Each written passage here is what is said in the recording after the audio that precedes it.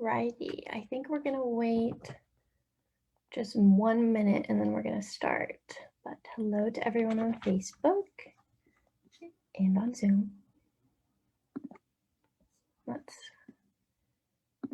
I'm gonna share my screen real quick though so we can get started on time.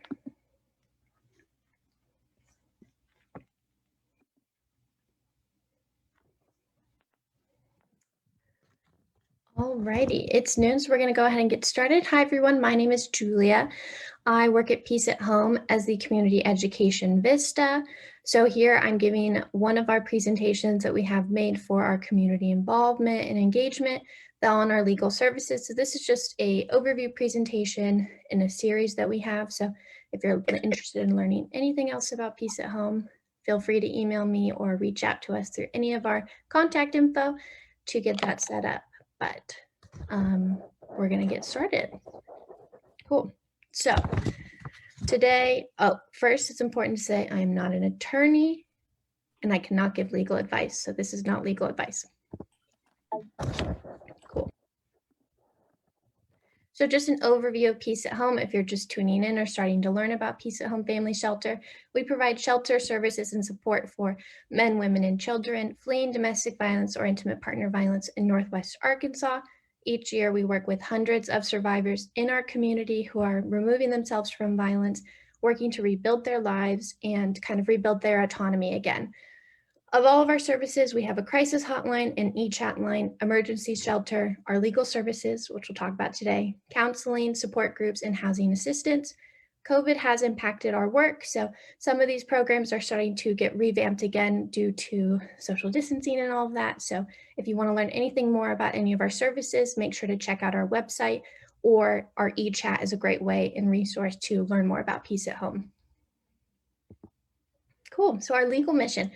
So Peace at Home recognizes the cost a legal journey takes on a survivor, both emotionally and financially. So our legal services work to provide amazing service free of charge. And it's all about taking back survivors' power and autonomy to rebuild their lives again, or whatever journey they're going on. In 2020, our legal team provided services for 358 families, saving them $37,000 in filing fees and other legal expenses. That was also in a pandemic. It's really important to note through this presentation, these numbers and things I'm talking about all occurred in a global pandemic. So courts moved online and they were in a Zoom capacity, things like that. Our team continued to work and adapt and continues to today. Cool, so why is it important? So in Arkansas specifically, a filing fee for a divorce just to file the paperwork is $185. Then you have to pay for your spouse to be served, depending on your server, $50 to $100. So that's around, just to start, $235 to $285. Now that doesn't include attorney fees, traveling fees, emotional cost, time off for a hearing date, childcare for a hearing date, things like that. So it's extremely expensive to go through this legal journey, no matter what it is, and that's just divorce. So it's really important that we make sure that Peace at Home is providing accessible services for everyone. If they want to leave, we need to help them, and that's what we do. Cool. Understanding the impact. So more than 12 million men and women suffer from some kind of violence, intimate partner violence or domestic violence per year. So breaking that down even further, 24 people per minute are impacted by stalking or physical violence. And breaking that down even further, in 2020, in a global pandemic where we were all staying home to keep communities safe, we had to ask, is everyone safest at home? The answer is simple, it's no. So the pandemic really brought domestic violence to a front of saying, is everyone safest at home? Or what are we going to do about it if they're not? It's kind of known in the industry of shelters and domestic violence or intimate partner violence that the most dangerous place for a woman in the US is their home. So Peace at Home is going to be around until that's not a saying. And it's important to note that domestic violence and intimate partner violence impacts everyone. It is not a gendered issue. So today we're going to go over just 3 things that you, as someone thinking about leaving or facing an unsafe or unhealthy relationship, could know about or you as someone who cares about someone who you might be worried about as an unsafe or unhealthy relationship could know about to be able to share. So if someone you care about or you yourself are experiencing anything, knowing about these three things could help you refer them to Peace at Home or know about your options. So we're going to go over safety planning, protection orders, and custody. There's a lot of different legal options and avenues to go through our legal system in the United States. We're just going over these three today, but if you have any questions, make sure to reach out to us. So safety planning. Safety planning is one of the most important things a survivor can do. Whether they're getting ready to leave or thinking about it, it's extremely important that they learn about safety planning and engage in it. So safety planning is a thoughtful, detailed plan of how they will leave, where they'll be, and what to do if something unsafe happens. And so safety planning is something that not a lot of people know about, but it is truly a plan that you make, and you can call Peace at Home to make that with an advocate and work with us to just prepare yourself. So some examples.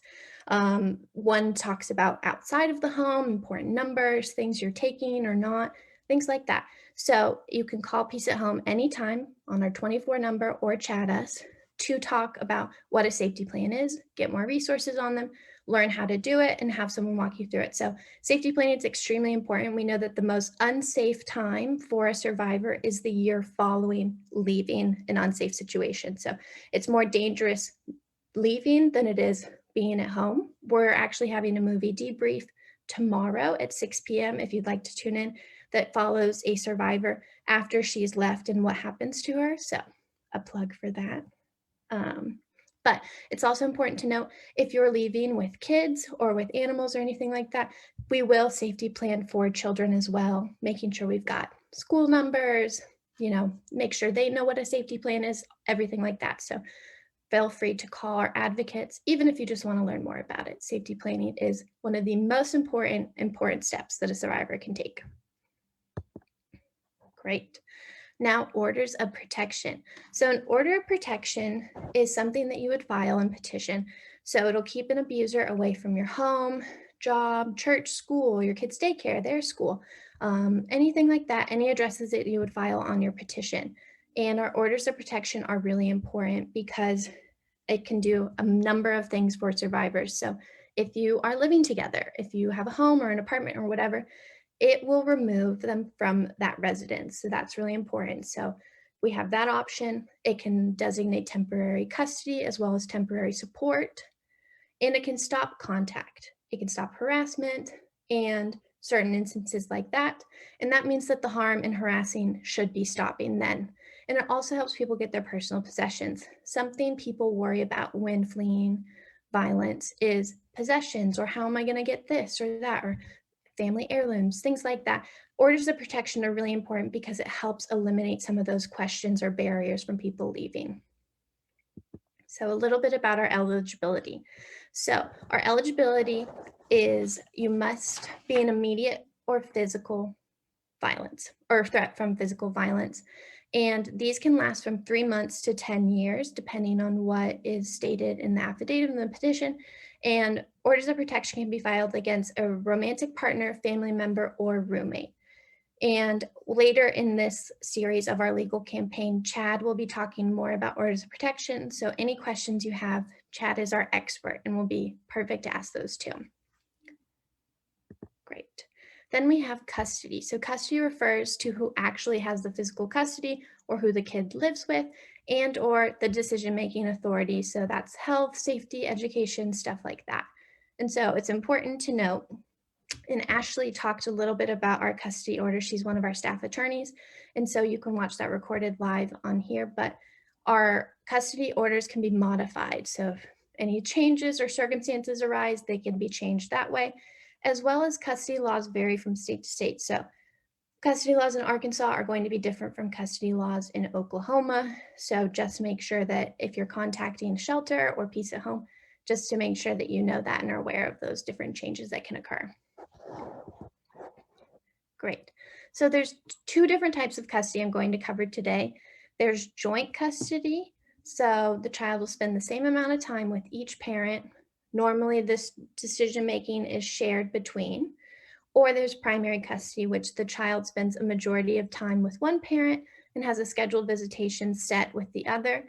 So the parents in this situation could remain in a shared decision-making capacity, or it could remain with just one. That would all depend on what is set.